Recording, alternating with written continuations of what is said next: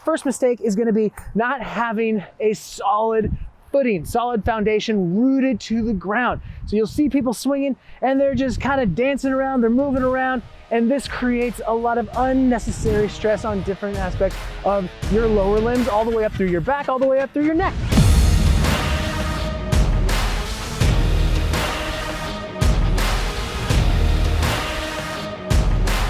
What's up? This is Marcus Martinez, Master Kettlebell Coach, and today we're going to talk about kettlebells. We're going to talk about the kettlebell swing specifically. So we're going to keep it nice and basic, just the two-hand swing.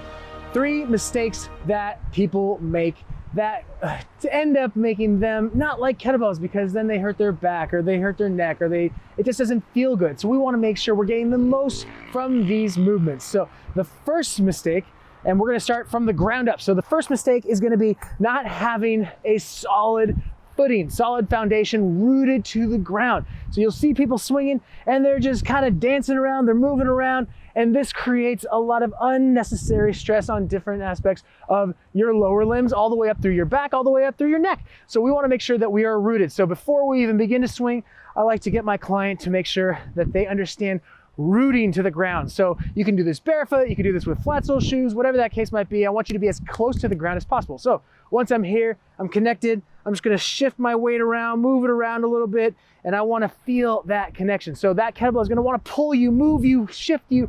You don't let it. You hold your ground regardless of what that kettlebell is doing.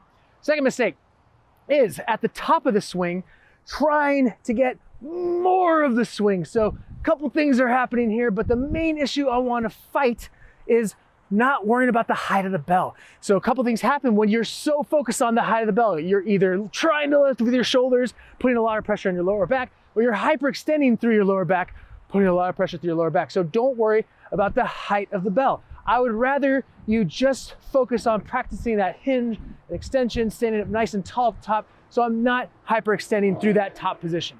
The last mistake is a little bit too much movement through your cervical spine. So I get to that top of the swing, and then I'm jutting my head forward, and then you wonder why the back of your head or your neck or your shoulders are starting to bother you. So I want you to stand up nice and tall, maintain a nice neutral neck position. So no chicken necks at the top.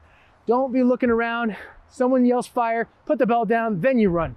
So make sure you practice these. Make sure you're not committing these common mistakes so that you get more from this exercise. You stay safe with this exercise.